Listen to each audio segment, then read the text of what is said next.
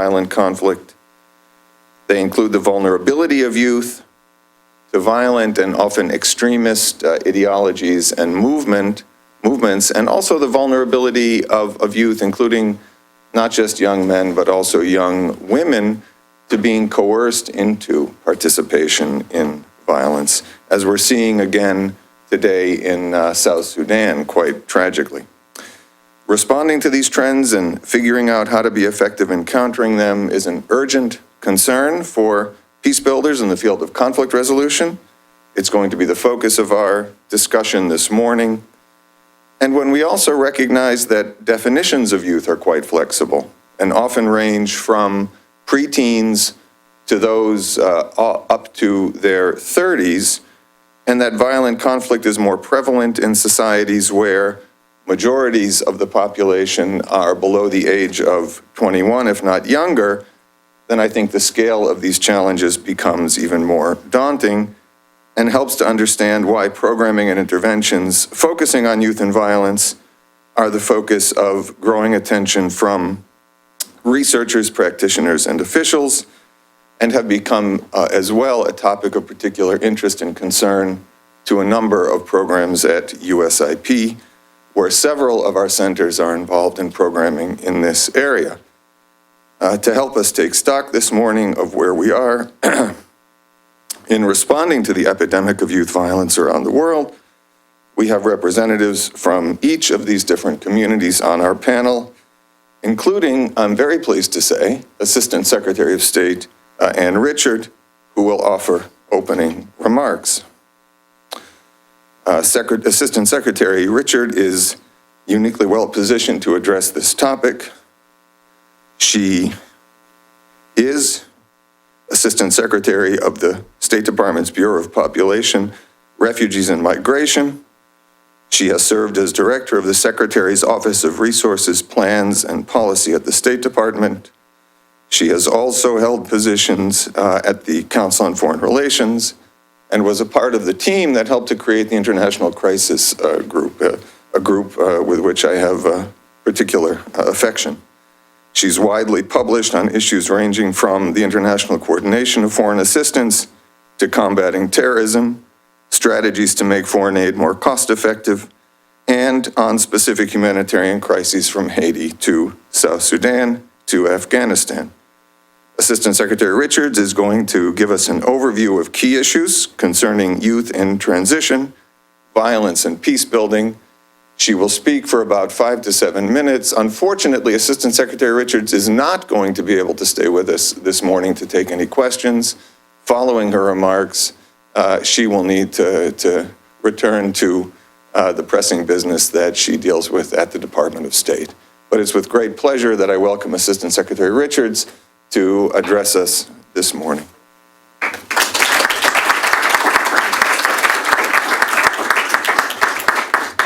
Thank you so much. I was asked if I needed a car to come here this morning back to the State Department. I said, no, I think I can walk down the block to the U.S. Institute of Peace. And of course, I'm very glad to do so and to be here this morning with such an impressive panel and so many friends in the audience. And thank you, Steve, for that kind introduction. As you may have surmised from my bio, I have spent much of my career trying to get help to people who are dealing with calamities, displacement, and suffering. And I have traveled extensively to the world's hot spots, both in this job and my immediate past job as Vice President of the International Rescue Committee. And I'm not a person at this point who is easily shocked. But nothing prepared me for the reality that confronted me late last year when I visited the Shire refugee camps in Ethiopia. And I was shocked because there were hundreds and hundreds of children everywhere I looked. Young people, adolescents, and children. You can pore over the data, movements, and vulnerability of persons of concern. You can know that at least half of those displaced by violence are young, and that most of the Eritreans fleeing to camps in Ethiopia are young. But it is another thing to see it. They cross a border where guards are ordered to shoot to kill. They leave parents and homes knowing they can probably never return, that they may be attacked and exploited along the way, or captured, returned, imprisoned, and tortured. They flee a life of poverty and the prospect of compulsory military service without end. And so when we think of compulsory military service, we're thinking of older teenagers. So imagine my shock when I saw kids of 11, 12, 13 years old. Many don't stay long. Instead, they consider the camps just a way station and set off on the perilous journey north, hoping to reach Israel or Northern Africa and cross the Mediterranean Sea to Europe. Some of what I saw in Shire seemed familiar. The boys' dorms were spare, and the girls were decorated with posters on the walls and tidy little arrangements of bottles and cosmetics. It made me smile to think of what teenage girls everywhere have in common. The next day, an Ethiopian colleague suggested that these may have been gifts from men who had preyed upon these teenagers. And I felt terrible about what I had just seen. What has struck me again and again in my travels is that certain desires seem universal. Young men and women everywhere want to be safe, educated, and respected. They want a fair shot at a better future. Eritrean youth risk death over and over again to chase this dream. I've also remember visiting northern Uganda during the height of the Lord's Resistance Army rampages through the countryside, and how children would walk at night from rural areas into the cities to stay safe and to not be abducted and to get a chance just to do their homework. In Central America today, children set out on a perilous journey north to come here to the United States. And this is an issue that has gripped the Obama administration in trying to help these children who show up at our borders, if they succeed in getting through the rest of Central America and Mexico. And it's not surprising that young people will languish when their dream is snatched away. The Mercy Corps report on Syria documents what can happen to young people when societies brutally unravel. And I'm so glad to see Neil Kinney-Geyer and Andrea Koppel and Ann Vaughn and others here today from Mercy Corps, some of my favorite colleagues. As you note in your report, girls suffer from isolation. Boys feel hopeless and humiliated. As many have pointed out, an entire generation has been impoverished, traumatized, and risks being lost, in part because they're not getting an education. A recent report from UNRWA, the UN Development Program, and the Syrian Center for Policy Research warns that more than half of all school-age children in Syria, 51.8%, no longer attend school. That figure is much higher, above 90%, in al-Raqqa and Aleppo. 45% of Syrians have been driven from their homes, and a quarter of them, more than 2.8 million people, have become refugees. In Turkey, an estimated 70% of refugee children are not enrolled in school. And in Iraq, less than 5% of Syrian refugees are receiving formal education. While they may be physically safe outside Syria's borders, youth, along with their families, are often dispossessed and vulnerable. Youth report that their friends need to marry older men because their families cannot afford to feed them. Mothers complain that their kids are working long hours for meager wages, sometimes becoming families' sole breadwinners because of legal barriers that make it hard for parents to find jobs. Around the world, the Bureau of Population, Refugees, and Migration, that I am privileged to head, is helping young people who flee conflict and persecution. Just last week in Lebanon, Secretary Kerry announced more than $290 million in additional humanitarian funding for Syria, bringing the United States' total humanitarian assistance package to more than $2 billion. Most of this pays for emergency supplies and life-saving interventions. But we also try to meet the longer-term needs of Syria's millions of refugee children.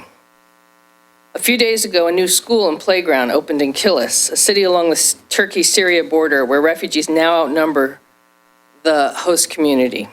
It is the first of at least a dozen schools we are helping to fund that will open soon and provide a formal education to refugees. At the community and youth centers we support, young people can socialize, sew, do artwork, and play sports, and get psychological counseling. They can also get job training and referrals and take classes in English, Arabic, and Turkish. On my most recent trip to Amman, I visited the Basma Center, and I stopped in the computer clubhouse, where young Jordanians, Syrians, and Iraqis were learning to use computers and digital video studio equipment. And I met a precocious 13-year-old Syrian boy named Musa who really, really wanted to show me the video he had made. It featured his own poems about his love for his country, interspersed with pictures of Syria and the war, and he hopes to be a cameraman someday, and I hope that he achieves that goal. We know that young people do benefit from our programs because we hear their stories. At a community center that my bureau funds in Altinozu, Turkey, our staff heard from a girl named Amani, whose home was destroyed by a barrel bomb. Her father was too psychologically traumatized to work. Her mother tried to restart her hairdressing business but could not get clients. And one reason for that was that their apartment was too dingy and unwelcoming. Amani, who was 14, was about to be married off to a much older man in exchange for a stipend her family could live on. Our community center used special funds to fix up a room in the apartment so Amani's mother could earn money cutting hair. And Amani is now taking classes in the center with her friends. And her life is beginning to resemble that of a normal life. Under the UN's No Lost Generation initiative, funding from donor governments and philanthropies has climbed, and programs like ours have multiplied, but the needs are vast, and of course, there is no end in sight. Syria is just one of the mega crises we are confronting. Conflicts in the Central African Republic and South Sudan have each displaced over 1 million people. Displaced and vulnerable populations in countries ranging from Colombia to Burma to the West Bank need and receive my bureau's help as well. We can never fully restore what is lost when young people are engulfed in violent conflict. Children and teenagers have seen families hacked to death. They have seen homes flattened and villages burned. They have been thrust into poverty and separated from the communities that protected them and taught them the difference between right and wrong. They have grievances, and they can be vulnerable to exploitation. But we know that the vast majority of those we help are not perpetrators of violence, but victims of circumstances, horrible and cruel circumstances. We help them not because we hope that it will steer them away from extremism, but because we are tasked with saving lives and easing suffering. As humanitarians and representatives of the American people, we do not see how it could be any other way. Our work depends on access to the places and people in jeopardy. To reach these people, the groups we fund and work with, like Mercy Corps, adhere to international humanitarian principles and are independent and impartial in serving those in need. We must distribute meals, tents, and plastic sheeting, treat injuries, and vaccinate children. We help meet basic needs, and we think this can help protect displaced people, including young people, from those who might otherwise hurt or use them. We try to shield and empower especially vulnerable groups, including women and girls. When violence and chaos first erupt, the risk of gender-based violence spikes. To prevent and address this, we launched our Safe from the Start initiative last year and plan to expand it this year. It has allowed international organizations to deploy staff and develop programs specifically designed to protect women and girls right from the onset of a crisis and not delay. After emergencies, we confront longer-term needs. When young people are displaced for months and years, when they cannot go home, we do our best to offer them some sense of normalcy, community, purpose, and hope. We are doing this all over the world, from Afghanistan to Colombia to Burma. We try to aid and protect young people and give them something productive and sometimes even fun to do. The questions that many of you on this panel and this audience are examining are fascinating, and the answers are important. When young people's lives are derailed by conflict, some do turn to violence. The cost to them, their communities, and their countries can be staggering. Our responses should be shaped by accurate data, sound analysis, and realistic expectations about what we can do to prevent this. I want to commend Mercy Corps and the U.S. Institute of Peace for focusing attention on this need and providing an opportunity for experts to share their findings and insights. We at the State Department and the Bureau of Population, Refugees, and Migration look forward to learning from you, and I want to thank you again for inviting me here today so that I could help welcome you to this important discussion. Thanks very much.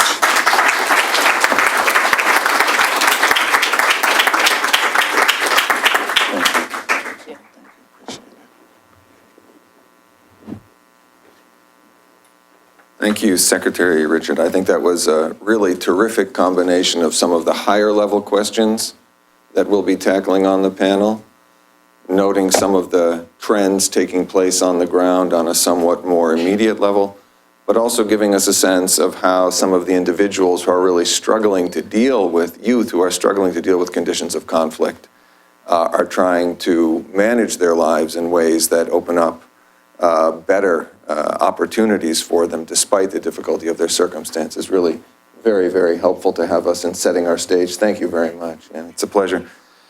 We're going to get started now with presentations from our three panelists. I'm going to introduce them now and ask each of them to speak for about 10 minutes.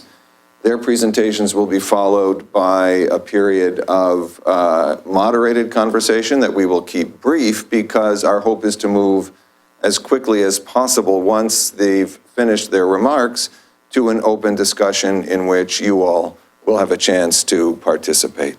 Our first speaker is Mark Summers. We're very, very pleased to have Mark return to USIP. Mark is an internationally recognized youth, conflict, education, and gender expert and an award-winning author. He taught for many years at the Fletcher School at Tufts University and was, I'm very, very pleased to say, a Jennings Randolph Senior Fellow here at the U.S. Institute of Peace a few years ago, and followed that with a period as a fellow at the Woodrow Wilson Center for Scholars. He has written prodigiously on the topic of youth in conflict. I suggested to Mark before the panel that for those of us who are not quite as productive as he is, he might want to tone things down a little bit, because we look at his regular output of impressive work with a great deal of envy. He is the author of Stuck, Rwandan Youth and the Struggle for Adulthood, which received honorable mention for the 2013 Bethwell Ogot Book Prize. He is now about to finish a volume called The Outcast Majority, War, Development, and Africa's Youth. And this, his 8th book, is forthcoming from the University of Georgia Press in 2015. Our second speaker will be Dr. Rebecca Wolf, a leading expert on the drivers of youth violence. She is currently director of Mercy Corps Conflict Management Team. She's taught at Princeton University's Woodrow Wilson School for Public and International Affairs and the Wagner School for Public Service at New York University. She's also an affiliate at Yale University's Macmillan Program on Conflict Resolution and Health, and received a PhD in social psychology from Harvard University. Rebecca will be focusing on strategies of intervention with attention to what works and what doesn't in programming designed to mitigate youth violence.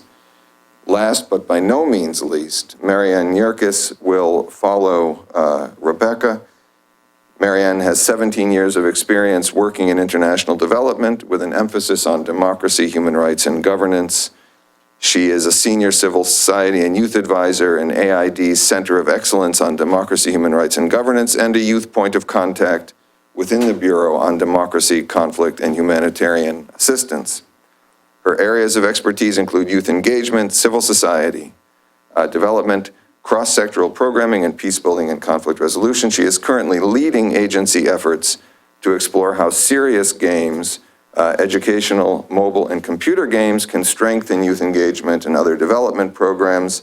And Marianne will discuss USAID's current analytic framework, its funding priorities, and lessons learned from its current programming.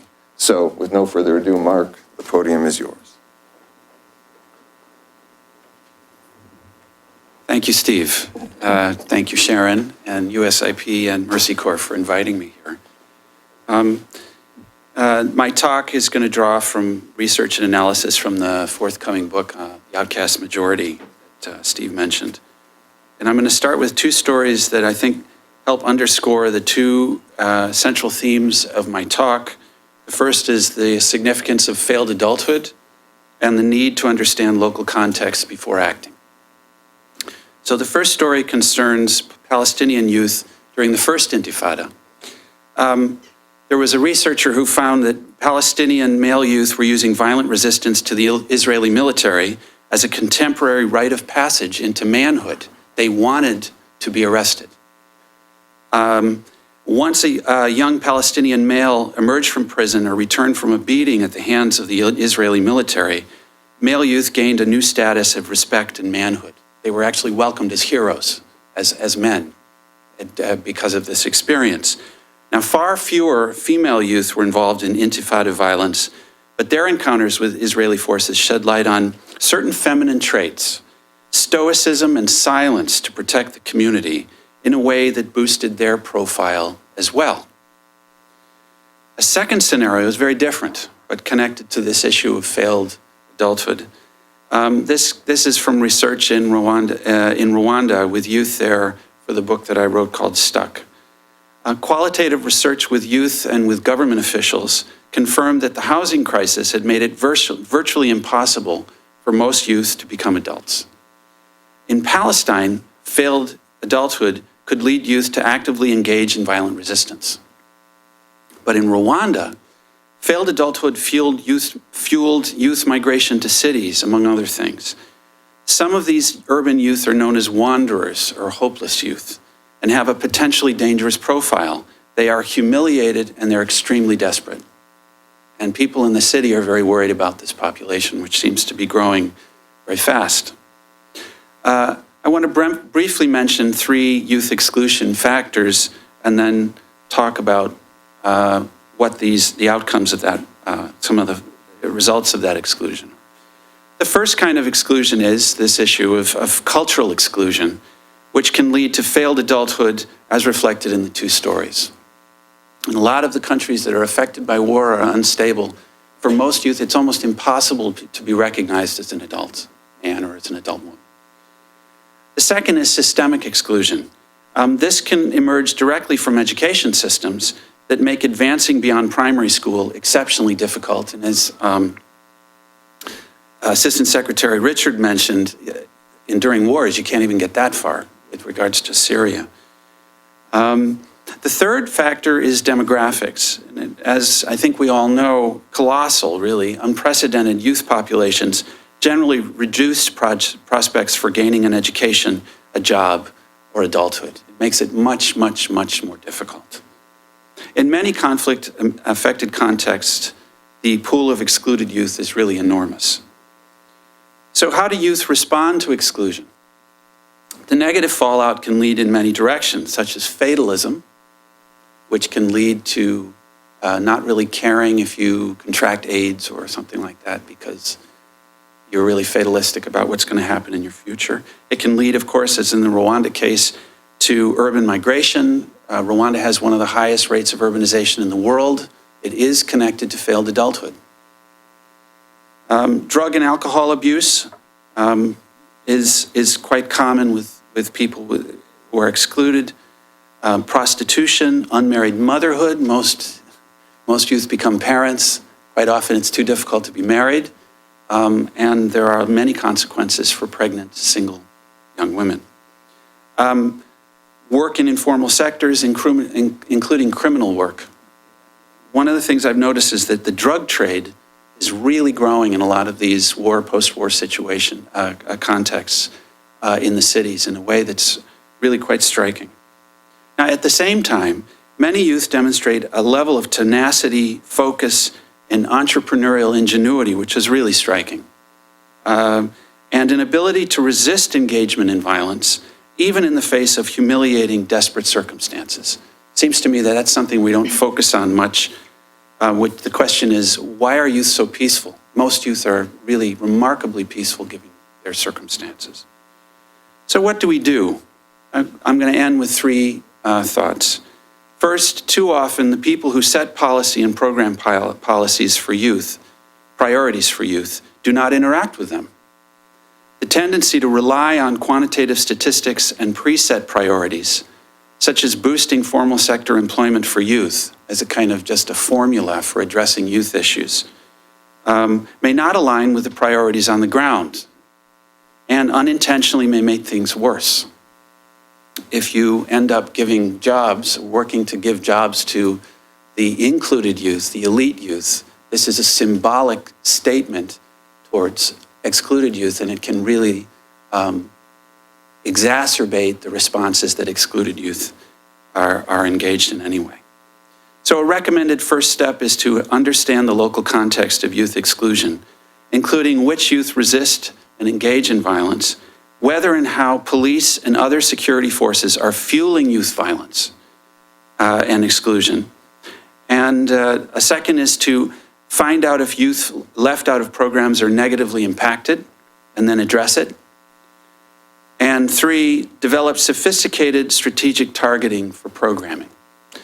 An example of that would be if gang members are the target of a program with regards to youth and violence. Local profiles can differ quite significantly. Here are 2 examples. In Bujumbura, it's mostly ex-combatants. They don't have names. They just come at night, and they're really violent, and they rape a lot, and they sweep through areas and rob, and so do the police, but they do that in the day. In Juba, the gang members are a combination of elite leaders with ties to government officials, so they don't get arrested in many cases, and orphans. Now, in both of these countries, the level of the orphan populations are enormous and really, I mean, strikingly high, I found in research there. So finally, a key theme in this talk is the need to understand the local context of youth exclusion before developing responses. Part of this process is to answer 2 questions, it seems to me.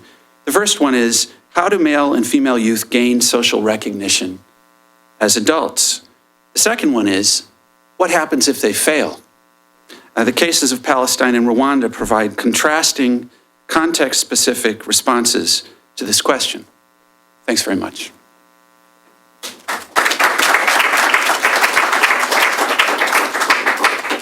Thank you. You did admirably well. Rebecca, please. You're going to shake it up a little? Okay, very good. Totally. So I'm not Rebecca. I'm Marianne Yerkes with USAID. We had talked previously about how to organize this. So I wanted to follow that, given that Mark raised some very important issues concerning policy and programming. First, I'd like to thank Mercy Corps and USIP, obviously, for organizing this session and the insightful remarks from Mark and Secretary Richard.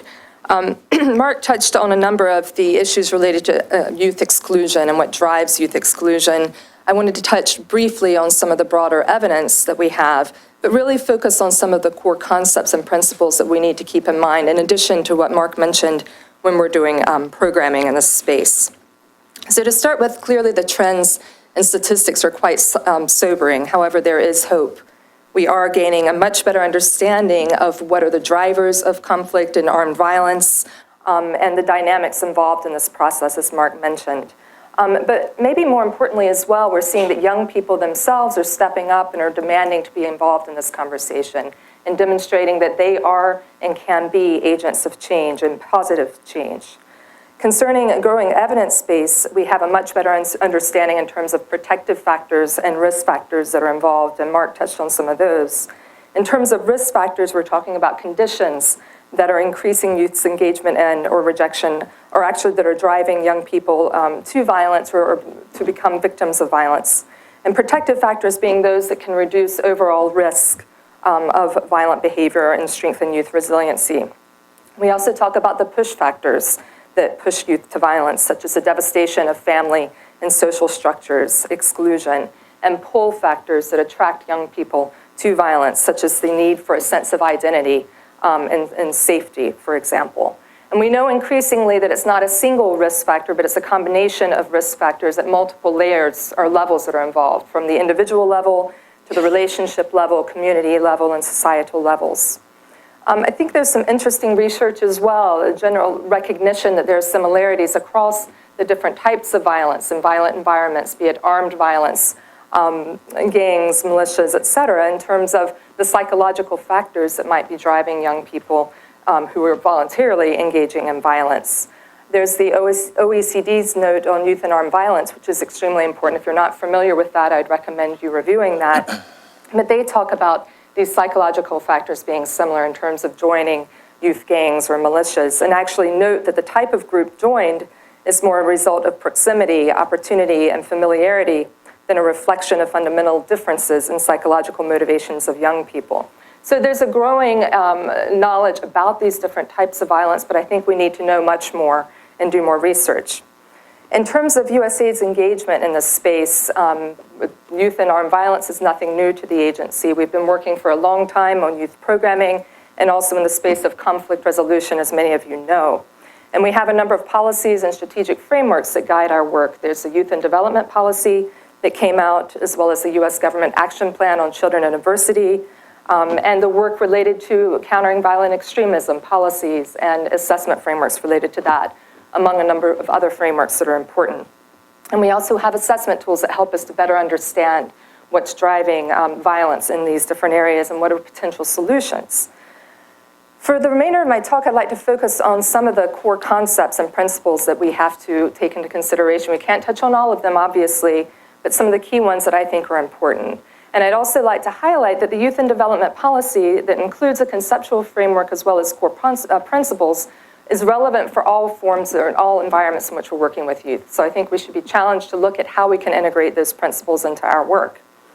And Mark mentioned it, and I think it's probably one of the most important lessons learned in this space, is that we have to have that solid understanding of local context, of what are the actual drivers to violence. And in terms of youth and armed violence, that means having that broader understanding of conflict. So some of our assessment frameworks focused on conflict assessments, extremism assessments can help to understand those dynamics. But it's also incredibly important to have a sense of the youth dimensions. So we have a cross-sectoral youth assessment framework. We also have an at-risk youth module that helps to better understand how youth are involved, that helps to understand the support structures that are in place. And so that's incredibly important. And as Mark mentioned as well, I think there's more of a movement towards getting more individualized and targeted programming, so a better sense of improving our targeting of youth. So I'll touch on it hopefully in the question and answer section, but we have some innovations in the LAC area in terms of looking at very strategic tools to better understand the individual risk factors that are involved in terms of gang engagement. So I think that's incredibly important. And also in terms of assessments, we also know that it's critical to have young people involved. So not just in terms of the focus groups and interviews, but actually to have young people that are part of the assessment team itself. And that can obviously be challenging in these difficult areas, but it's very important. And not just youth as token youth, but actually youth that actually understand the youth groups that you're trying to engage. Another key point too, and I know it's a bit cliche, but is the importance of focusing on the resiliencies of youth and the assets of young people. It does seem cliche, but I can't emphasize that enough. The way that we frame these conversations, a lot of times it's youth and violence, it's youth and extremism, it's the youth bulge. And while those are important ways to understand these problems, the mental constructs themselves can sometimes result into a narrowing of our programs to focus on how do we target and keep young people from engaging in extremism or violence. So I just think we have to keep in mind that while some of those targeted programs may be important, we need to look at resiliencies and we need to have the broader context of youth engagement and the challenges facing young people. That brings me to the point of youth participation, which Mark touched on very much in terms of exclusion and what's causing youth exclusion in many places. We do have a number of assessments and evaluations, at-risk youth assessments and evaluations that demonstrate indeed that a lack of youth voice and participation is one of the core risk factors in many places, not always the same, but that is something that sometimes is driving youth engagement and violence. And just to give an example of that, many of you are well familiar with the Yes Youth Can program, and Rebecca may be touching on this in her talk in Kenya, that was created following the post-election violence in 2007. And I mention that here because it was very much designed based on an in-depth at-risk youth assessment that was done. And one of the core findings of that assessment was that youth voice, or the lack of youth voice, was a critical issue there. That young people, especially marginalized young people, felt they had absolutely no way to have their voices heard, be it through existing government institutions, civil society groups, youth organizations themselves. So that program was designed with that youth participation being a core pillar of support. And I'd say, though, that youth participation programs and components are extremely challenging, especially in these difficult environments. So they have to be very carefully managed. They can result in more destabilization if we're not careful. And I think in divided societies, it's extremely important to look at ways to link youth across communities. That brings me to another key point, which is that youth voice is critical, but it alone is not enough to address some of the core risk factors and concerns for long-term and to encourage long-term sustainable solutions. A midterm evaluation of some of USAID's at-risk programs in East Africa, not the Yes Youth Can program, but others, demonstrated that in many cases youth were participating, they were engaged. However, some of them felt that they were not able to be, their sense of efficacy was very limited, and that resulted in frustration and therefore potential vulnerabilities to kind of more non-democratic attitudes. So based on that finding, the evaluators recommended that there be more attention, more focused attention to strengthening linkages to the local government institutions, to civil society, to media, to create a broader context for youth influence. So this relates directly to the Youth Development Principle, which is about providing and involving and supporting mentors, families, and communities. So looking at ways to engage the broader community and creating that space for youth. And especially young people who've been involved in violence. And I think that's a real challenge, looking at the structures and how you can engage young people and create that enabling environment for them. Another critical point to keep in mind, too, is that this is a very multidimensional phenomenon, youth and armed violence. And in order to address it, we have to have a systemic approach. So we need to be looking at cross-sectoral approaches at multiple levels, not just focusing on one sector. That requires coordination. Our crime prevention programs in the Latin American and Caribbean region are an example of that. They've been working for a number of years with multiple societal actors, from police to community associations, civil society groups, municipal associations, to address these challenges, and actually creating partnerships to advance and create a broader kind of environment for challenging violence. And finally, I'd say, as we try to improve our targeting, which I do think is one key point, Mark mentioned that, and how to really identify some of the young people that are at maybe most vulnerable for violence, how do we do that in a way that makes sense, to balance it with the broader support to youth and to communities? This is important to other youth. This is important not only from a do no harm perspective, in that we don't want to increase inequalities or frustrations, but there are also programmatic reasons to doing that. So I had mentioned the importance of community structures, linking young people to communities. That's absolutely essential. Even looking at how some of the maybe offenders are connected to youth as well. You can have demonstration models where young people might be positively engaged in the community. Now, obviously, that's extremely challenging, but that's the argument for having kind of a more holistic approach. So obviously, we can't touch on all the key principles here that are important, and some of you probably are sitting there thinking about other critical ones like second chance opportunities, the gender dimensions of violence that Mark touched upon, and which is absolutely essential. A whole session needs, we need more attention to those issues. I think there are a lot of research gaps there, but I did want to highlight some of them that I think are particularly important, and then end on kind of an ethical note. I'd say that as we engage in this very challenging space and sensitive environments, that we need to keep in mind that we have to integrate protection measures into our programs. So protection is one of the core concepts in the youth and development process policy, but we really need to look and see how our programs are doing that. Are our programs aligned with international and legal frameworks, national frameworks related to youth vulnerabilities and conflict and disaster response? Also, something that's extremely important is paying attention to the fact that many young people, given their stage in development, of brain development, may be willing to take risks that an adult might not take the risks. So we have to be mindful of that in the sensitive programming. And also to keep open communication channels and lines with communities and youth, to not raise youth expectations and then mobilize a bunch of disaffected youth and address their concerns, and then all of a sudden we're not there anymore. And of course you'll challenge me and others in terms of our bureaucratic hurdles there. But just to kind of summarize again, I would reiterate the point that Mark made, which I think is an essential point, which is understanding the local context. We have to challenge our assumptions and really get out there and see what the factors are at play. The importance of integrating these positive youth development principles, which are not just for steady state environments, but into all of our work. And then on that, to recognize that in some cases we may need to have very targeted interventions to address concerns around elections or to address an immediate issue. But that doesn't mean that we shouldn't be working with others in the community, other donors, other civil society groups and government institutions to have that longer term focus, to think about a comprehensive plan for addressing youth development concerns generally, not only of those youth that are disaffected, but of the broader community. So I'll end there.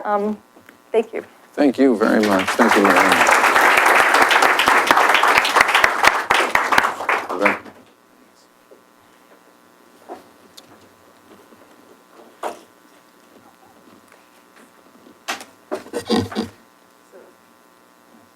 I want to first thank USIP for helping to co-sponsor this event, Assistant Secretary Richard for her opening remarks, and Mark and Marianne for their engaging in this important discussion. For those not familiar with Mercy Corps, I just want to give a couple brief words about the agency.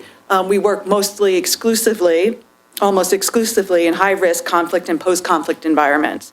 We currently manage country programs in about 40 countries. 73% fall into the category of fragile or critically weak states. While we recognize that these are difficult places to operate, we believe that transitional environments, countries affected by civil wars, economic and political crisis, or natural disasters, also offer tremendous opportunity for positive change. We began to delve deeper into this question of the drivers of youth violence in response to the conflicting results in the literature about why young people participated. Particularly the quantitative results were conflicting in the literature. While at the same time we were seeing common responses to reducing youth participation in violence, particularly a heavy weighting of youth employment programs to promote stability in many environments. In looking at this information together, we realized two variables were missing in the analyses and discussions. So there was no disaggregation by type of violence in these studies. It was at this macro level. And as Marianne discussed, there are certain factors where we do see common across types of violence. So I would say for gangs and a lot of extremist movements, that need for identity and belonging is a particularly important factor. There are differences between these types of violence. For example, you see in Kenya and Kyrgyzstan, there were short blips of inter-ethnic violence motivated by financial incentives. In Pakistan, Afghanistan, and Somalia, we see longer ideological wars focused on extremism. And in Liberia, Uganda, and now South Sudan, where UNICEF is reporting 9,000 child soldiers, we see civil wars fueled through significant child soldier recruitment. The factors in recruitment tactics differ among these various movements. This leads to the second variable we felt was missing in this discussion. These studies at the macro level weren't looking at individual factors about why young people participate in violence. Steve mentioned earlier that I'm a social psychologist, so I tried to look at both a combination of individual factors and structural environments and how that influences behavior. And that was not part of the discussion. But in our programming, ultimately, we are trying to influence and change behavior. And if we are trying to do that, we need to look at both those factors together.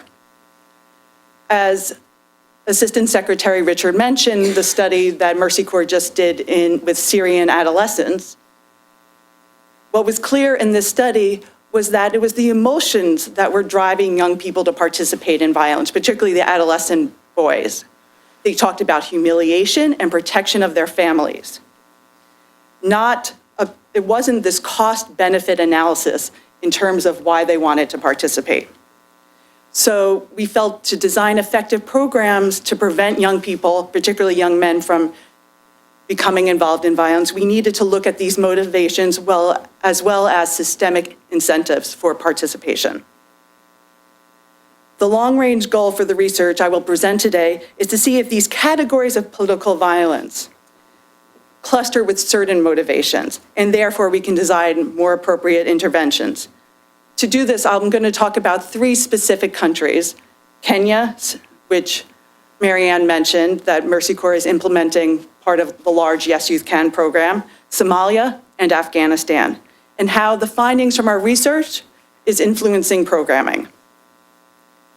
So I'll start with Kenya. So as Marianne mentioned, the program was largely designed to prevent election-related violence from repeating itself in 2013 as it had occurred in 2007. At the same time that USAID was running their cross-sectoral assessment, we did another study, not in parallel, looking at Afrobarometer data, looking at very quantitative results. And what we found was that youth who were unemployed were more likely to participate in violence. Youth who participated in collective action community service were less likely to engage in political violence.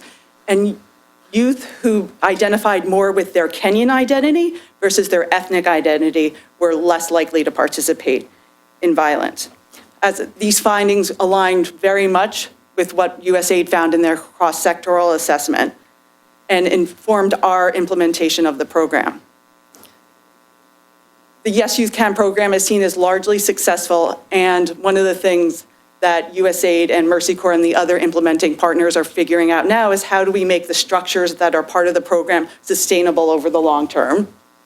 And we know political factors played a role in why this election was so peaceful, but the program addressed 3 of these factors explicitly. 1, access to finance for young people so they could become self-employed. Community service opportunities and opportunities for participation at all levels, from the community level to the county level to the national level, and networking youth across ethnic and geographic divides. Last fall, we did a survey of youth both in the program and outside the program and found youth in the program were less likely to believe violence was justified in certain circumstances compared to those who were not in the program. So we are seeing significant effects of this program in terms of reduction in participation in violence, as well as hearing their voice and seeing them take more leadership roles in their country. The second area I'm going to talk about is Somalia, where Mercy Corps is implementing another large USAID program. I realize all the programs I'm talking about today are hitting in the tens of thousands, if not millions of youth. Yes Youth Can, Mercy Corps alone is reaching 3 million youth. Overall, the program is probably up to about, across all divides, is 8 million youth. Somalia, the program we're implementing, will reach about 25,000 youth in the end. And the explicit theory of change in the program is if Somali youth have increased education, economic and civic participation opportunities, there will be an increase in stability. We analyzed our baseline data similarly to how we did it in the Kenya study, and we found unemployment was uncorrelated with participation and support for political violence. Education level was also uncorrelated with participation and support for political violence. Perceived discrimination was our strongest predictor of participation in political violence, but also we strangely found civic engagement and self-efficacy were correlated with increased support for political violence. The employment finding was not a surprise to us since financial incentives are likely not a main motivator for participation in ideological conflicts. In these cases, jobs are likely not enough. The findings around civic engagement and self-efficacy did surprise us. And as a result, we have changed our implementation a bit. We are incorporating peace-building education curriculum in the schools much more explicitly with a specific focus on providing role models for peaceful change in the curriculum. The idea is that in places like Somalia, most people see change happening through violence. And if there are examples of how people, and young people in particular, can make change through nonviolent means, they may take that opportunity. The program still has about 2.5 more years, and I hope we will be back to show you the impact of this program then. The last program I will talk about is our DFID-funded vocational program in Helmand called Invest, and it's reaching almost 20,000 youth right now. We recently conducted an impact evaluation. The main goal of the program is to increase employment. However, implicit in the theory of change is that increased development would increase stability in the area. We found that the program has been extremely successful in terms of employment, where program participants were significantly more likely to find jobs than people in the control group. We also found that by improving vocational opportunities, the program positively influenced young people's perceptions of their government's ability to perform key functions, such as job creation. It improved their confidence and self-efficacy, and they, like in Kenya, program participants were more likely to identify as Afghan rather than their tribal identity. However, we did not see a direct impact on propensity to engage in violence as a result of this program. We are going to continue to analyze this data, particularly to see if some of those intermediate outcomes around identity, perceptions of the government, and confidence will moderate or mediate the effect on participation in violence.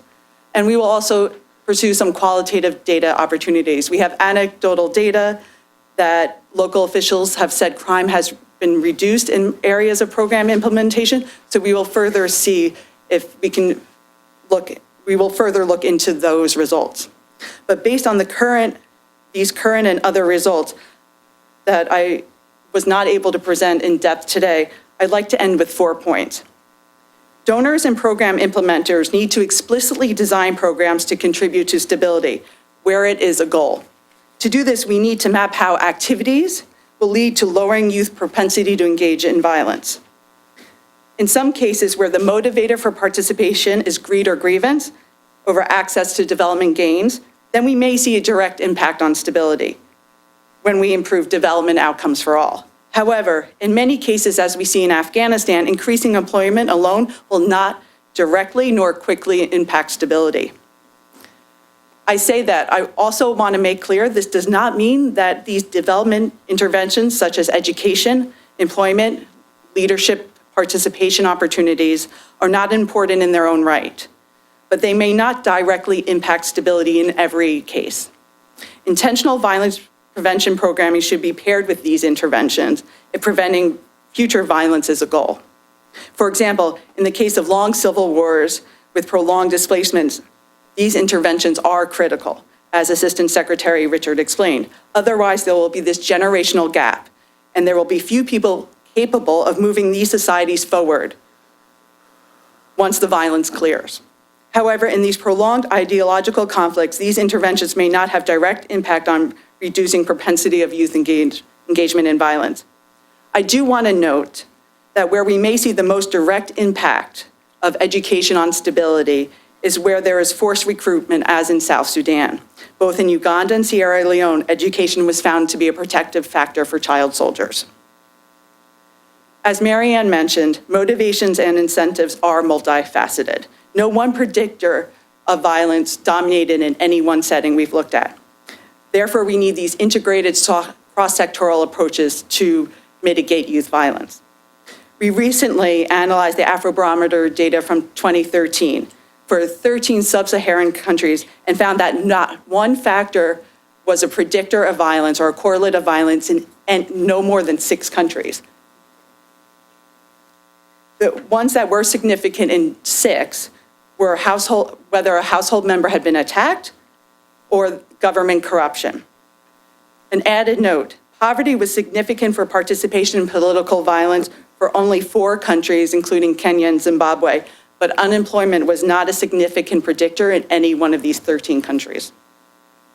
Lastly, as violence shifts in societies, so should our prevention approaches. And this is something Mark touched on. While in 2008, we did find a correlation in Kenya between employment and participation in violence, in 2013, we do not see this. And so as the nature of violence changes in these societies, so should our prevention approaches. Those are, I'll end on that note, and I'll turn it over to Steve. Thank you. Thank you very much.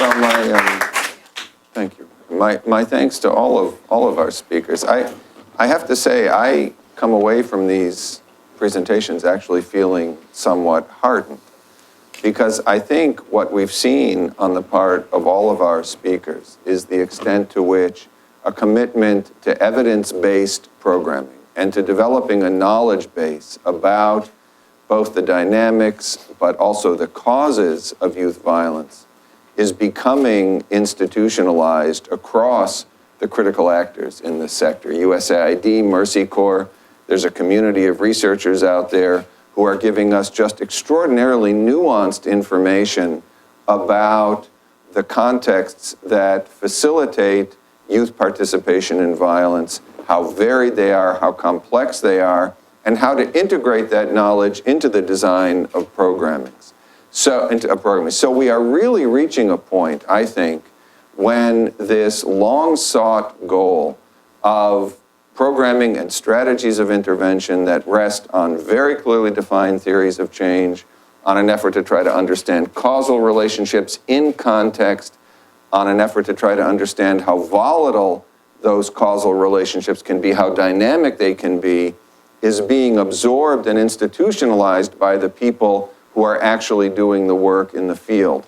And for anyone who really cares about making a difference, I think that stands in very, very sharp contrast to an era in efforts to respond to youth violence that were far more mechanical, far less thoughtful and reflective, and far less tightly anchored in the kind of empirical data that you're collecting, and that you're not just collecting, that you're integrating into your programming. And to know that some of the key actors in this field are doing this kind of work, I think, is really a marker of progress in our efforts to make a meaningful difference, as opposed to simply throwing money at a problem. And I think we can all take some degree of comfort in that. Marian, I wanted to begin by asking about your comments, because one of the things that I think was quite clear in your presentation about the complexities of youth participation in violence is that everything matters. You know, institutions matter, governance matters, psychology, identity, as you suggested, all of those things are very critically important. Economic opportunities. We have an enormous set of factors that are meaningful in determining youth participation in violence. I'm not sure the field is organized in a way that responds very well to problems of that degree of complexity and tight integration across variables that are often attended to by different players in the field.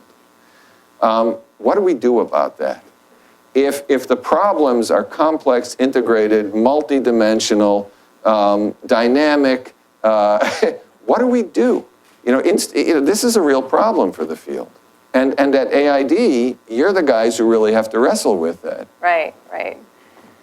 So it is a huge issue, and I can say that a number of our USAID missions are paying more and more attention to youth issues generally. And so there are some efforts in certain missions to develop broader youth frameworks, for example, results frameworks looking at youth across the mission. So maybe there's an initiative or a program that's targeting specifically youth violence issues, but there is kind of a movement to try to see how you might integrate youth concerns into other programs.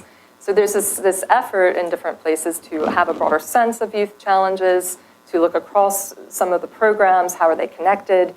But it is extremely difficult because a lot of our money is obviously through certain sectors. So even trying to promote these more holistic and integrative programming, is extremely difficult because we have reporting challenges. We have to show how the money is addressing certain specific impacts. So for example, we may know that livelihoods interventions are critical potentially for engaging some young people who might be involved in violence. But if we were to look at those outcomes from a livelihoods perspective and an economic growth perspective, we may say, oh, these failed, So we have to, I think, do a better job of strategizing, seeing the country challenge, the problem, doing the analysis, and then working across in a more integrated manner, kind of our country programs. Let me give you one example. I touched on Central America, and I think we have colleagues here who are working on some very complex initiatives related to the Central American Regional Security Initiative, which is focused on crime prevention and youth violence. And they've had some innovative initiatives there focusing on crime prevention, but bringing together the different actors, looking at law enforcement interventions, gang reintegration, what we call primary interventions, which are targeting youth geographically, maybe having youth outreach centers for young people. So this holistic approach, and it in and of itself is innovative. However, they, through studying the interventions and looking at other data, domestic data and others related to gang interventions, they realized that they needed to do a stronger job of kind of targeting, as I mentioned, the youth that really were engaging in violence. So they have created a partnership with the city of LA and with UCLA to create a community of practice around crime prevention, recognizing this is complex, that we're dealing with it in a number of different places. And they're currently looking to adapt a tool. It's called the Youth Services Eligibility Tool, which actually is based on longitudinal research on gang engagement and identifying 9 kind of core individual risk factors that Rebecca was talking about trying to get more targeted, that are frequently involved in young people engaging in gangs. And what they've determined is that if young people have 4 or more of these risk factors, then they're at a higher risk for engagement in gang violence. And so this partnership is important because they're actually testing it and looking at how they can integrate that very specific tool that would really look at what are the core individual factors and what might be some secondary interventions, as we call it, targeting the most at-risk youth, that can be very strategic, that could say, engage with families, and they're training service providers to administer the tool and to come up with very targeted interventions for those youth. So that is a component that they're looking at and they're doing evaluations of, but it's integrated in this broader program, that is focused on kind of community engagement and violence, et cetera. So it's challenging. You have a multitude of actors involved. The evidence is critical, so we have to tell the story better. We have to be very clear about what we're trying to achieve and to explain what these different components are. If it's primarily, as Rebecca mentioned, a goal to, avert violence, that we are seeing that as the overarching goal, and we're maybe not expecting to have initially huge outcomes in one particular sector. And we have to tell Congress that story a bit better and explain why that's important. So it is extremely complex, but I think that having the people working on it coming together, having these opportunities to learn, having the evaluations available and really dig into that and question ourselves, and not just say that a program failed. If you look at Yes Youth Can, for example, there will be an impact evaluation, I think, coming out soon. It'll be very important to look at that. I know that there are some questions about whether economic opportunities of young people were greatly increased through this. Well, that wasn't the initial goal. It was a critical piece. But now as you might look at what's next, you have all these young people mobilized, you have an increase in youth participation. Maybe now is the time to look at how can you strengthen economic opportunities through linkages with institutions. So I think we have to be clear about what we're trying to do and acknowledge when we, Right. have gaps. But Thank you. Did you want to speak to that as well, a little bit? There were a couple of comments that I had to Marianne, I guess lastly on this piece about whether or not a program has that sectoral impact. And we have seen also related to targeting. So we also have seen that these livelihoods interventions and actually sports-based interventions are most effective at targeting those most at risk. So those young people aren't going to join a youth leadership program. You're going to get, as Mark called them, the ones who are already involved, going into a youth leadership program. But we have found, particularly in rural areas and some peri-urban areas, is that the young people who are most at risk will do kind of this alternative intervention in order to get to that larger goal. And so we have found that quite effective. Thank you. Mark, you have the distinct advantage of sitting somewhat outside of this community of practitioners and implementers and so on as an observer. We've seen the extent to which USAID, Mercy Corps, others are focusing on collection of data that gives them the opportunity to think critically about what's working and what isn't. As a researcher, do you see over the past 5-7 years that these priorities on the part of donors and implementers to evidence-based programming are making a difference?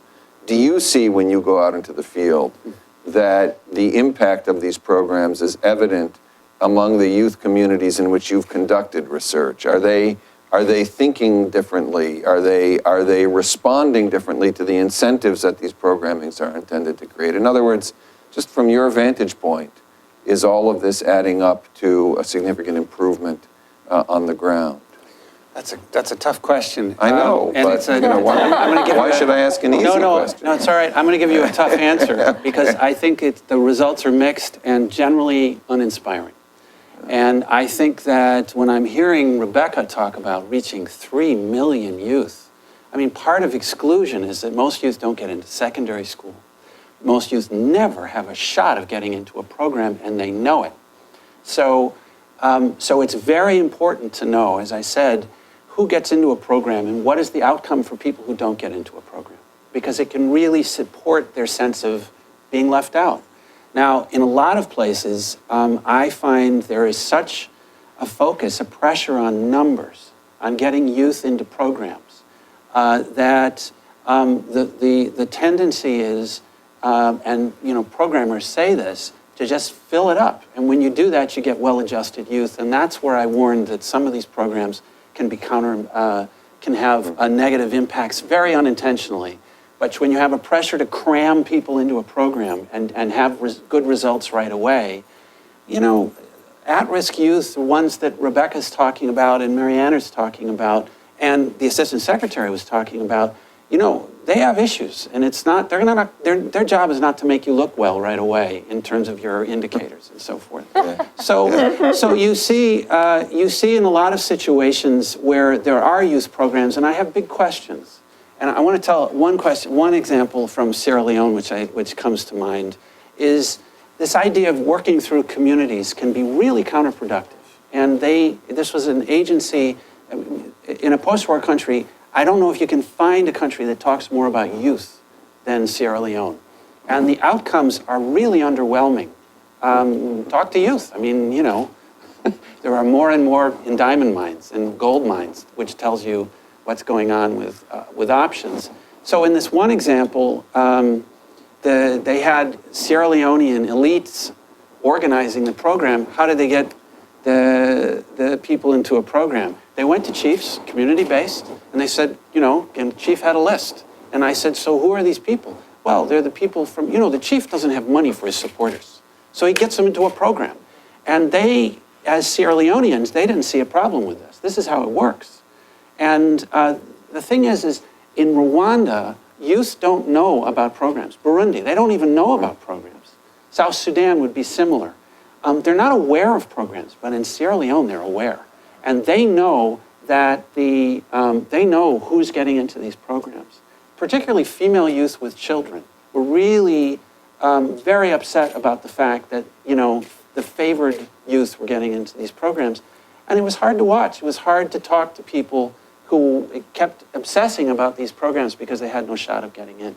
So I think you have a demonstration effect when you can't get most youth into a program. Again, I'm accepting this amazing number of 3 million in Kenya. Usually it's not like that, and I think we have to be really careful about not fueling exclusion and really being very targeted, as Marianne was talking about as well, on who's in there and why, and what are the outcomes for people who don't get in. And because and this is something that I think we need to think about a little more deeply. Yeah, Seems to me. please. Can I add something on that? I mean, this is where my larger youth hat and promotion of youth development comes in, that I think that will perpetually be the problem as long as we're focusing on donor programs. And so there's a lot of push for, focusing on a systems-based approach, working with the institutions to create more supports and opportunities within the country, like through the government, where appropriate, that are more long-term. Now, obviously, in many of these environments, that's extremely difficult because the institutions are destroyed. But I think it's looking at how, maybe we have a large program, yes, youth can, you've mobilized these youth, but maybe you can use that youth voice to say we need more long-term policies. You've spoken a lot about some of the core policies that governments may be implementing, that if we could change that, it could actually reach more young people. So I think we have to shift a focus to more the system and recognizing the challenges in these environments, but how can we work with those local actors, maybe use youth voice to say we need more young people. Kenya, they have, for example, youth funds, like they're funding from the government available for young people. But when you talk to the people, that are out in the communities, they don't know about it, or they think that it's available for the elite youth. But if you have a large, youth mobilization program, they could bring attention to that. So I think we have to look more at the system And because otherwise we simply can't keep funding, all of these Right, programs in the right. long run. Can I add one thing? Is just to follow up on that is it seems to me that one asset we're not making use of is the fact that governments are afraid of male youth in a lot of places. And that can help get people's attention, government people's attention, to start working on policies and changing policies that are unintentionally fueling exclusion. And I really support that. It's that systems-based approach is very important. Well, and Sorry. I would just add, I think on the Yes Youth Can program in particular, it was a very explicit decision to avoid training, because that's an expensive intervention that excludes a lot of young people. And so we worked with USAID to really minimize the training, and there was no application process to be part of the program. Again, we often see a lot of programs spend a lot of time just trying to decide which youth can be part of it and which youth can't. And so that was able to create this large mobilization, which then could advocate for policy change. And it's, I think, a model that we should be considering more in other places. Yeah, and all of this makes very clear that it isn't only the challenge of navigating these very complex programming contexts that you all have to wrestle with. It's how you take the insights and lessons that you've accumulated based on the research you've done in the field and infuse them into the budget and policy environments in Washington in which decisions are made that impose constraints on the opportunities you have for programming that often force you into frameworks that tend not to be as effective as one might wish in providing the kind of sustained, inclusive opportunities to deal with these issues that we really need. And so there is a kind of issue of navigating the field, and there's an issue of navigating Washington, and the two are very, very clearly connected. Why don't we shift to questions from the field? I see, from the field, from the audience. I see a lot of hands, that's fabulous. We have some microphones on the side. What I'd ask you to do is to approach one of the microphones if you'd like to ask a question. I'll move back and forth from one to the other. Please keep your questions brief, make sure they're questions, and please identify yourselves to our panel. Sir. Ma'am. Good morning, ladies and gentlemen. I just want to thank you for your wonderful presentation. And my name is Rosemary Seguero. My organization is called Hope for Tomorrow.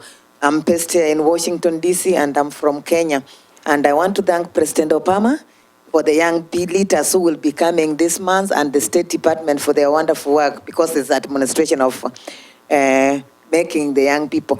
While we focus on young people, my son was killed in Kenya and my nephew was killed in the 2007 election. So we focused more on violence, looking from the community level, hate crime, tribal and political violence. This is the cause while it's poverty related, because many young people in Kenya and Africa are not employed. So they are looking for attention, as Mark said. Nobody, we're just talking about youth. The leaders are not getting dialogue with the young people. Organizations are not getting the young people that involved. How do we get together and make this happen? I'm hearing about your organizations. I'm based here. We have no funding, but we just started a campaign on One Voice, One Africa to campaign fighting violence, crime, and in the organization we are working with from Africa. So we'll be traveling to all African countries before elections, after elections, and just talking about it to stop violence and job creation to empower young people. We don't have funding. So how do we make this happen? We've never got funding. We don't have funding, but the thing is, how do we get the message to the young people involved? Like now we are here. This message is supposed to be to the actors who are young people who are doing violence in Africa. We need to have a video conference. When we are talking, they need to hear. How do we get to them? How do they know the message and what you are talking to them? Like President Obama, when they come, we appreciate. But when they go back, we hope they'll talk about it. But how do we collaborate with the State Department, with USAID, with Mercy Corps, or everybody to make this happen? We talk here today and it's gone. So when it's gone, again, we come here next year, still violence in Congo, violence in Sudan, violence in Kenya, violence in South Africa. We start the same story again, and no impact. As he said, we have few people who hear about what is really happening, what funding they are giving, or what does it help. So how do we work together Thank you. from Thank the you very community much. level up to the high level of President Obama and the African presidents? Thank you. Thank you very much. How can groups active in the field become aware of opportunities that AID might offer or opportunities for engaging with the work that Mercy Corps is doing? So one thing I want to highlight, and I would have done it earlier, is that there are a number of people involved in an effort to develop, or that did develop, guiding principles on young people's engagement in peace building.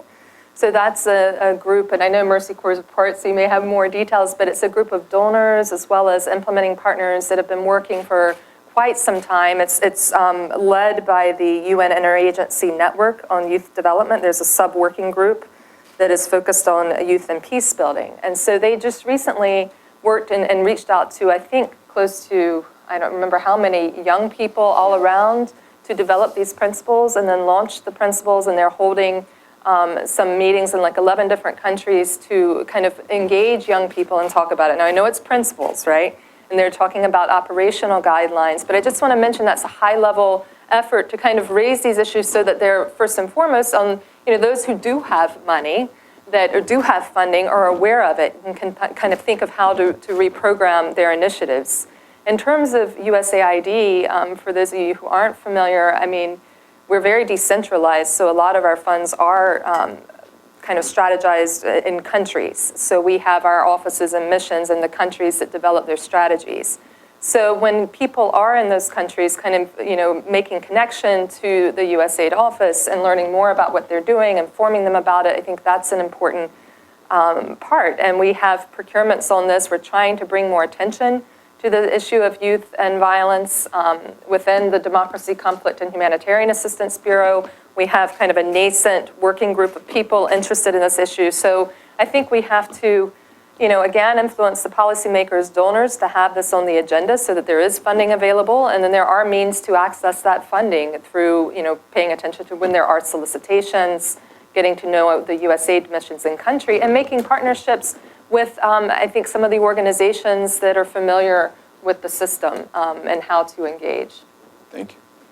I'll just add a little bit, particularly about Kenya, which is where I'm most familiar with our youth violence work, is that around the 2013 election, we actually also worked very closely with the CSO office in order to coordinate various responses in the Rift Valley, because there were so many groups interacting to prevent the election violence. So we worked with church groups, we worked with other CBOs in the area, we worked with other USAID partners to make sure that we had a coordinated response if violence did erupt. Thank you very much. Local organizations really are critical in the success of these programs. And the channels of communication are there. They're not always as robust as they might be. There's not always as much local awareness of opportunities as there might be. But I do think that the USAID field missions, which are central to much of the local programming, are a very, very useful kind of first stop, I would certainly suggest. Sir. I want to thank Secretary Richardson for the framework that they have created, and also want to congratulate Mercy Corps for the great work you're doing in the world. I suggest maybe I have 3 questions for each of the speakers. Can I encourage you not to ask 3 questions for each speaker? I don't know how I can do that. But certainly, I'm here, I'm a practitioner in the field, specific in Liberia, but I don't have questions around Liberia. But there is research. We had a great speaker here just a couple of weeks ago from the Center for Social Research.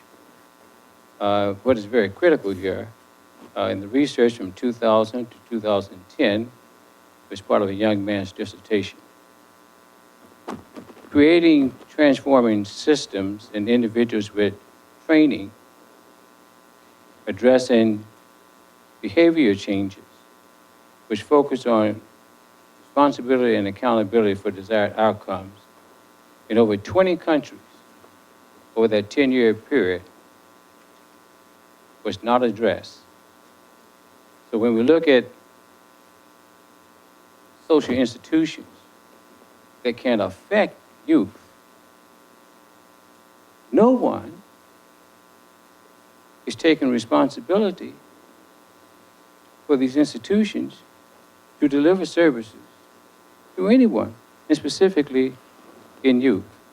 So I think that as international actors, that may be something that we may want to look at and having that as a component as we create these frameworks and not just focus on funding, but also how can we create institutions with individuals, training them with responsibility and accountability to deliver these services.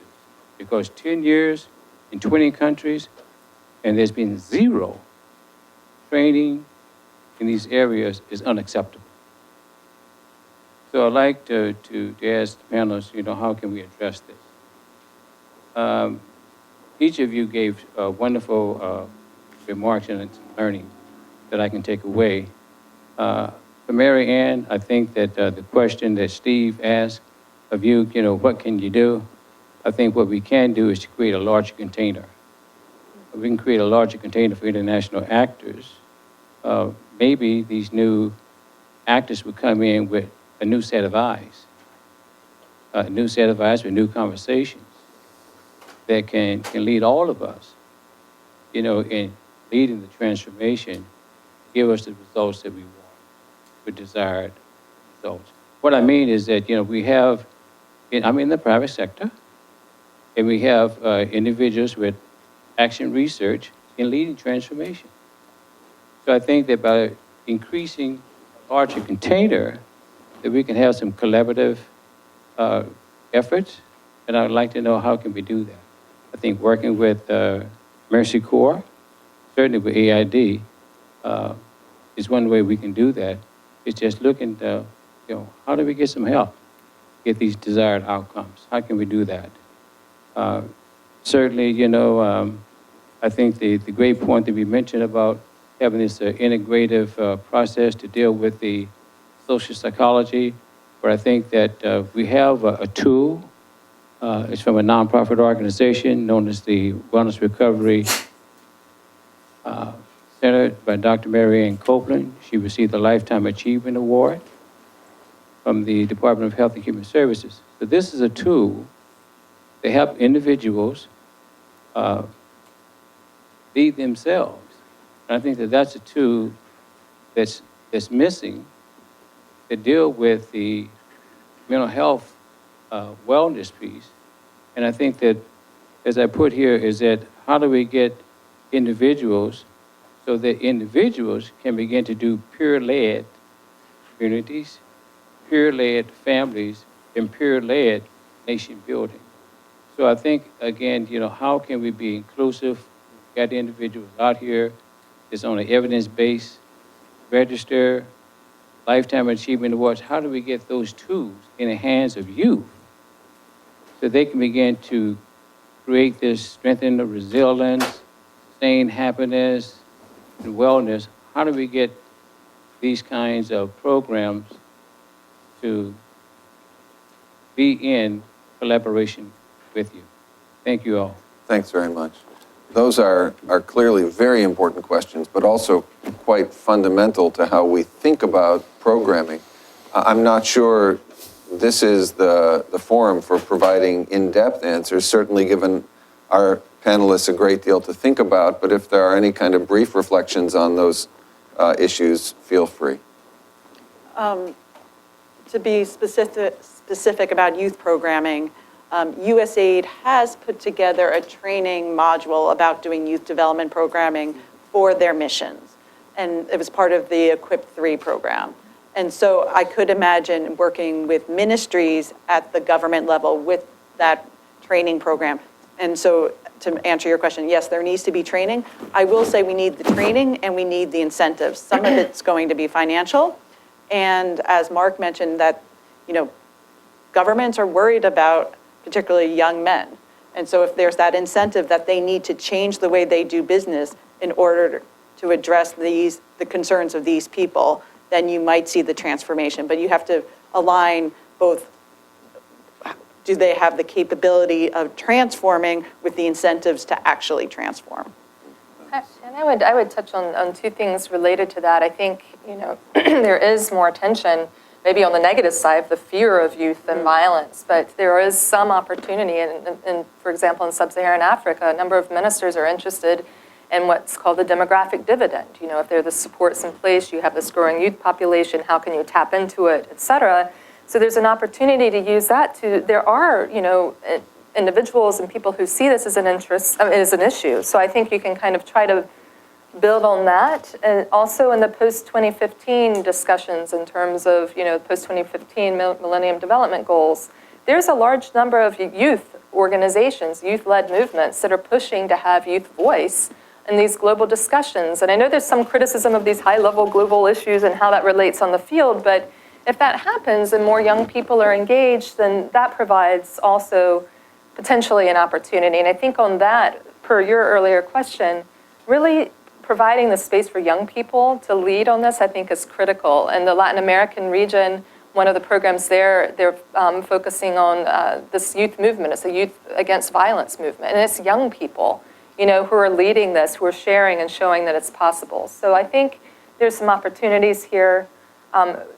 Concerning your question about broadening the pool, or if you will, or the container, USAID has been going through a number of reforms that many of you may be familiar with to try to reach out and provide opportunities for groups that have not had USAID funding before. So trying to change some of our procedures to make that more feasible, both in terms of local organizations as well as maybe small businesses, et cetera. So I think there is a recognition that we need to do that. Thank you. Ma'am. Yes. Hi. My name is Mindy Rise. I don't know if this is working. It is. Yeah. It's great. I'm vice president of an NGO called Global Peace Services USA. We work in peace building and conflict resolution. My rather targeted question is on sports. I had the opportunity to evaluate community development programs in Kazakhstan and Kyrgyzstan, and they were starting sports leagues, which was great. However, there are many facets to sports. We don't need to be reminded too much about the antics and worse of fan clubs, especially for soccer games, and the violence that ensues. On the one hand, sports are seen as team building, as character building, as understanding the rules of the game. On the other, it instills a high degree of competitiveness, sometimes vilification of the other. And I'm wondering what kind of guidance and modulation people developing sports teams are getting, because those activities can go in lots of different ways, and it is a big thrust of many NGOs to work in this arena. But there are facets to it, and not all positive if not handled well. Thank you. Reflections on sports. Yes, in Kenya, and in other places, but I mostly worked on our Kenya sports program. And again, it was part of the post-election violence work we did after 2007. And there, we were very explicit in the implementation. One, we developed a sports for peace curriculum. So integrating peace building modules, learning through sports, as well as ensuring that the teams were interethnic. And actually, you can go into YouTube and put in Mercy Corps Kenya, and you can see some of the wonderful videos of these young people talking about their transformation as a result of their time in the program. Some of them were both victims, some were victims of the violence, and some were perpetrators, and they talk about how the program impacted them. Can you say a word about the peace curriculum for the sports team? So we did it in consultation with a group called Grassroots Soccer, but we based it off what's called interest-based negotiation framework that Mercy Corps has worked on for a number of years. And what it was both this communication of how to work together, understanding interest, not being positional, how to be cooperative versus competitive. And we have used this curriculum, we're using it in Liberia now. We've also used it in Sri Lanka. I thought I'd just add one thing is one of the things that happens for young people in a refugee camp or in a poor urban neighborhood is there's nothing to do. And there's no stimulation. And I've seen well-organized youth programs, sports programs, get people to look forward to the afternoon, toward sunset, when they actually can be somebody and do something with other people and engage. And I think if it's done well and it's well-organized, such as the idea, not making sure it's not one ethnicity against another, for example, it can be wonderful. And it's a simple, low-cost way of really getting people, if anything, just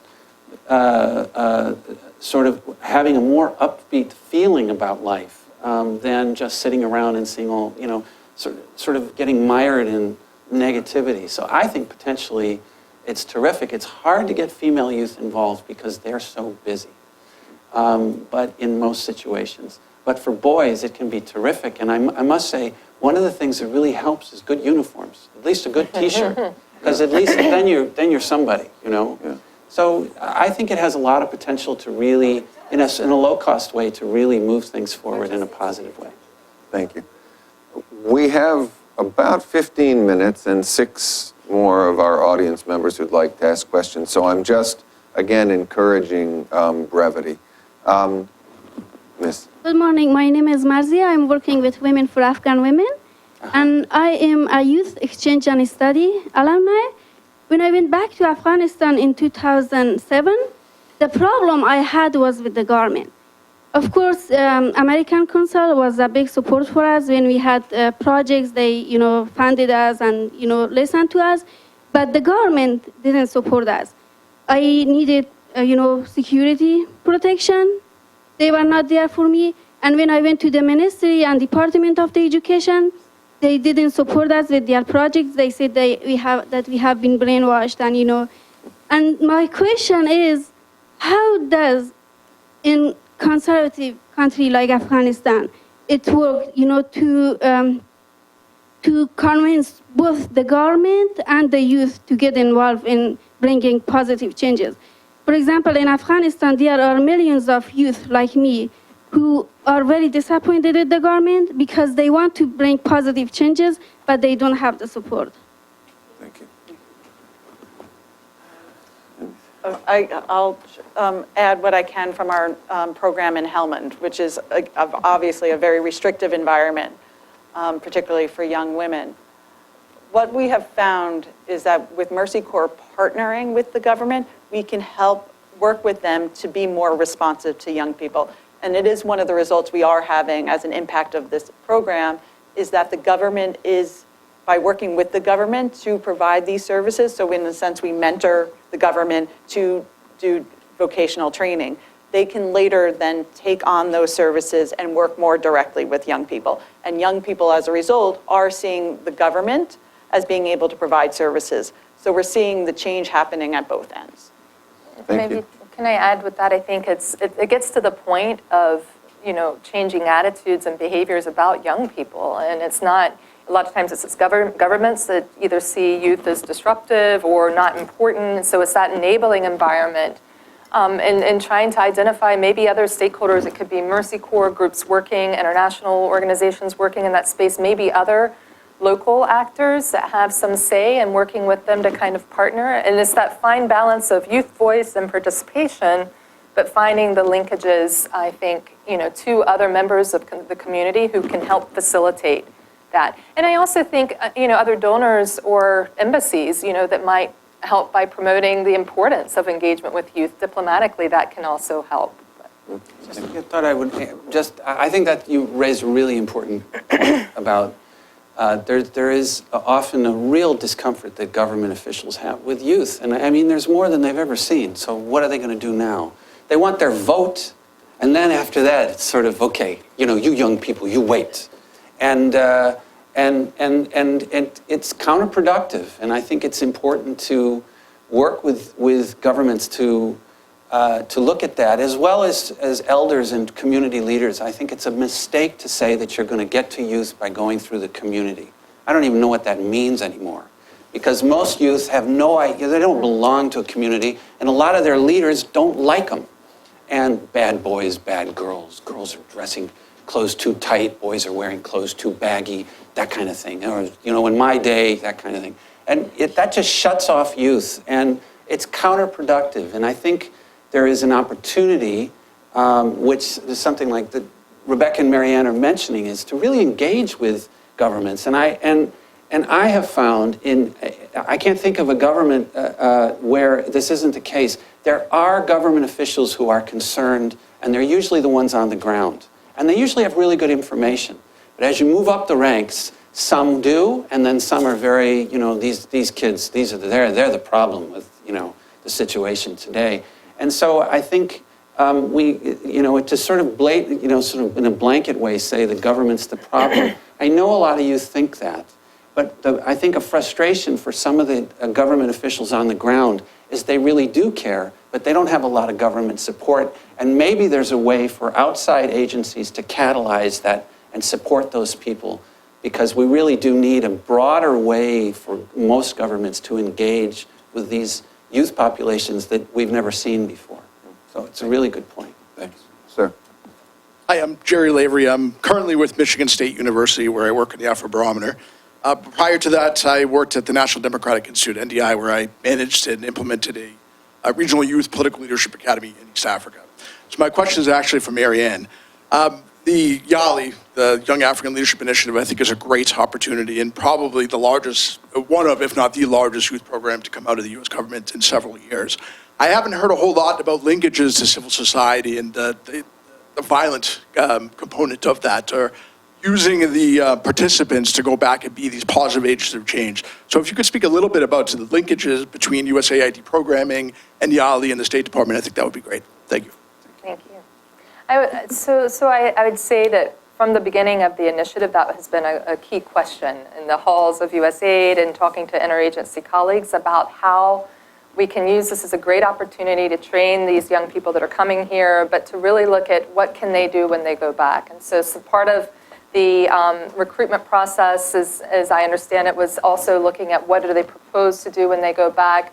Part of identifying, potential participants has been to ensure it's how do you do this in a way that it's not just the elite youth, right? So how can you tap into existing youth organizations, programs, push out the information, trying to loosen up a little bit the requirements for how young people can come here. So I know that is a challenge. I don't have the latest information in terms of the programming, but I do know that there was one of the implementing partners working on this is specifically looking at linkages back in the country. I think it's still a challenge, but I think it is one of those incredible opportunities where you have this presidential initiative focused on youth, focusing on African youth, talking about leadership, and so how we can use that as a momentum to create opportunities on the continent. So I know in the early discussions that was part of it. What else can be done? How can we, push this without a huge amount of funding? Exactly. So that has been a major part of it. And I think one of the interesting challenges, I know colleagues who've worked on Yes Youth Can had said this has to be very carefully done, right? Because there's sometimes that perception that a young person is plucked out of the environment and might go and have this incredible experience. And what does that mean when they go back? And I remember that one of the head of the youth national groups was saying it's very important how selection is when there are these opportunities, or how they go back and engage with their communities. If we can find more opportunities for institutes like NDI has done a lot of work in this space, to link those young people when they go back. So it's a challenge and it's still being worked out, but a lot of people are very interested in that and see it as a tremendous opportunity. Thanks. Let's leave it at that. What I'd like to do, thank you. What I'd like to do is to take our two questions on this side, give the panel a chance to respond, and then our final two questions on this side before we wrap up. Ma'am. Thank you. My name is Maneshka Eliatambi. I'm with Communities Without Boundaries International, part of the UN Interagency Working Group on Youth and Peacebuilding. And we were working very hard last Wednesday and Thursday putting together the operational guidelines. I have a comment about the analysis and then a question about intervention. My comment about analysis is that we need to be very careful about drawing sweeping conclusions about youth and conflict, youth violence, and youth and peace building. The reason I make this comment is because there is in fact distinction between urban and rural youth. For instance, if you ask a youth in Abuja, why are you engaging in violence?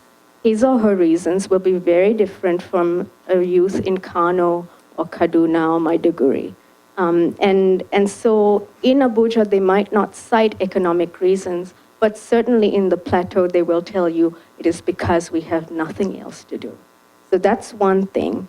But also, in the case of interventions, I have a question about how do you engage both these urban and rural youth? And you mentioned the lady from Mercy Corps, I apologize, I don't know your name. You mentioned you do work in Sri Lanka and with sports. Sri Lanka's war, we know that 40% of the cadres of the LTTE were women. And engaging women in sport activities culturally just not going to fly. So how do you work with these cultural issues of excluding a whole group of population? And my last comment is with regards to YALI, the Young African Leadership Initiative, is a fantastic initiative. But again, it excludes so many youth, and there's so much resentment in rural parts of Africa. How do we deal with these issues? Thank you. Sir? Hi, good morning. Thank you to the panelists for the presentations. I thought they were really interesting. My name is Philip Yoon. I'm just a graduate from Binghamton University, a recent graduate. So I'm a greenhorn, I guess, to this field. But my question is concerning the distinctions between regions, I guess, because you guys have focused on country by country and differences. But I'm curious if there are like different trends in like Africa and the Middle East and South Asia, and also in the broader world. And yeah, if you could explain like why there are those. I think you've given us the topic for another panel. Cross-regional variation in youth violence patterns. If our panel could just also very briefly respond with apologies to those who waited to ask questions. Okay, the distinction between urban and rural was mentioned by Manish, and that's extremely important. There are very different kinds of perspectives, and I would say that they can differ in terms of urban neighborhood or rural location as well. So you can you can boil this down into certain issues that hopefully are present in both places, but certainly the contexts are different. The one thing that I would mention that is going to play a big role in rural and in urban areas is the issue of class, and it seems to me we don't talk about that nearly enough. And with regards to violence, in some situations, the profile is that those who are well educated, in urban areas in particular, are the ones who are resentful and feel quite entitled. I mean, sometimes immensely entitled. If I don't have a job, I'm getting a gun. This is wrong. This system is not, is against me. And I should be, in the government or something. And you have those situations of with elite youth. The one thing I found is that a lot of times we have to be careful, in my view, who we think of as an elite, as a youth leader, and who do they lead? Who do they represent? A lot of times, elite youth represent other elite youth, and for youth in that country, that makes sense. The opposite would be, I think, for on the ground, again, in urban areas, a lot of where do youth have a chance to speak out? Hip-hop singers are really important, and they say things that really speak for large groups of youth on the ground. Thanks. Marianne, 8 words each on those issues?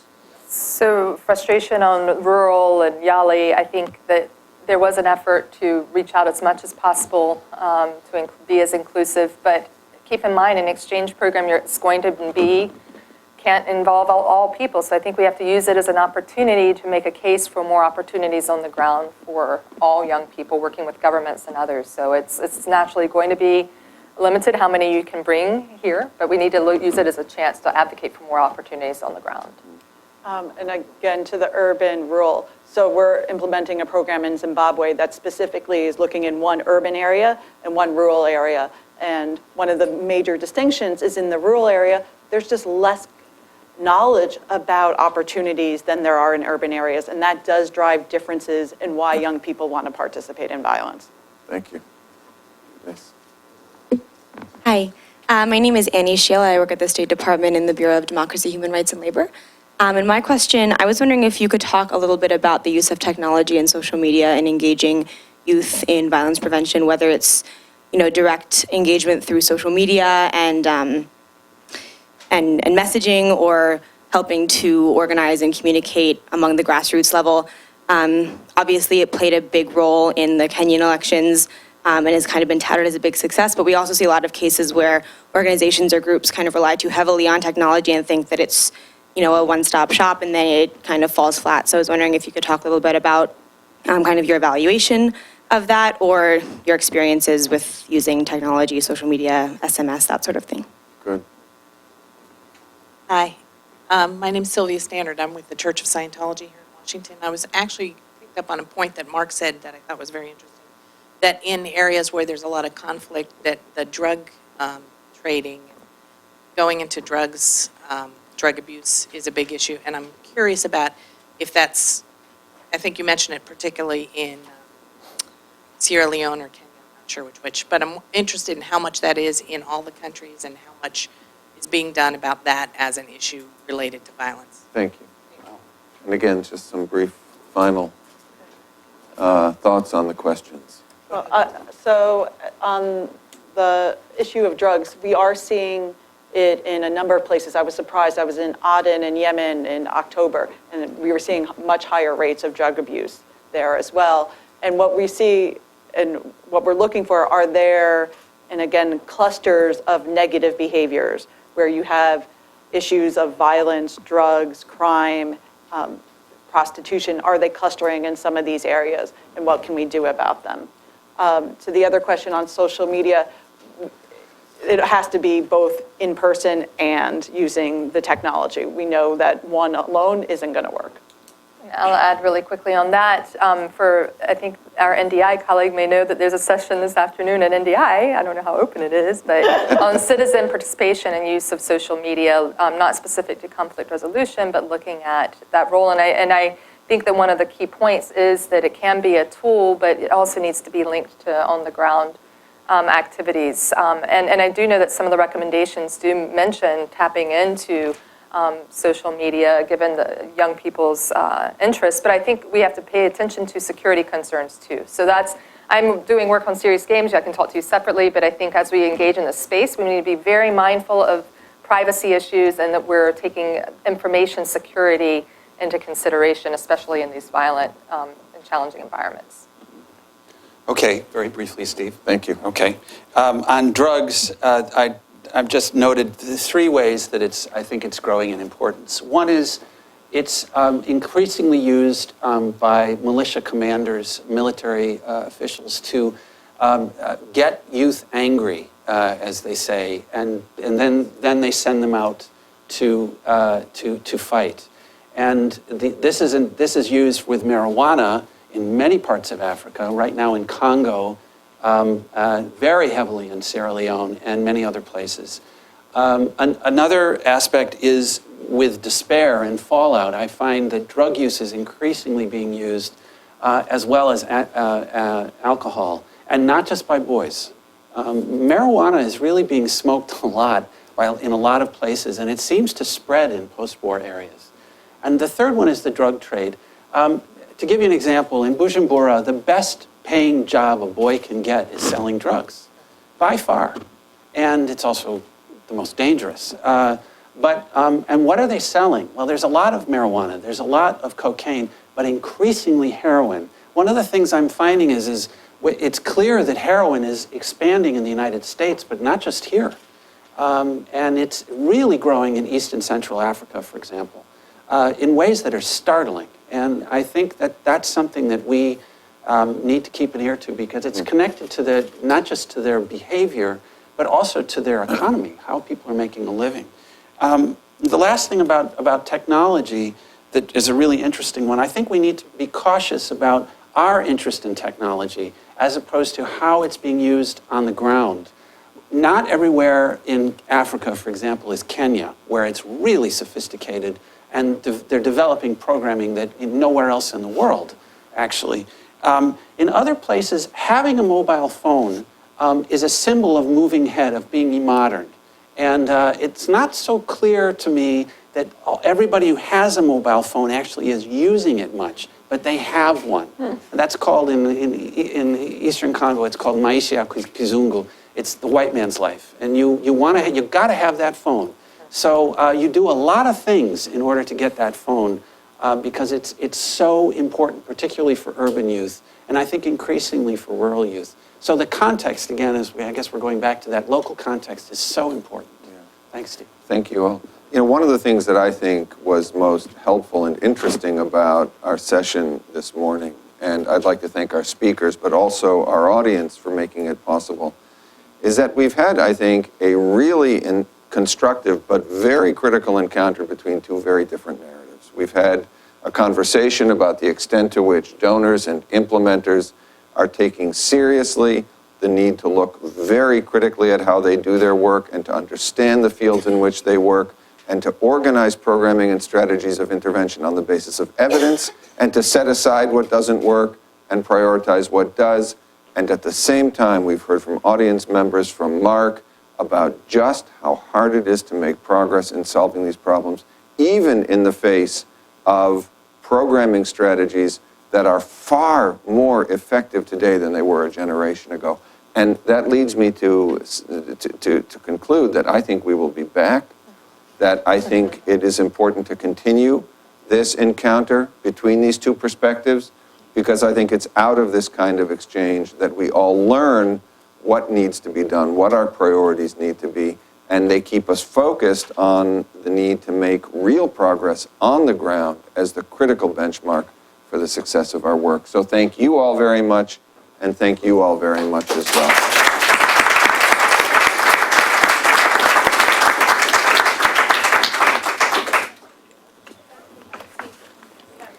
Oh, sorry, I missed my critical instruction.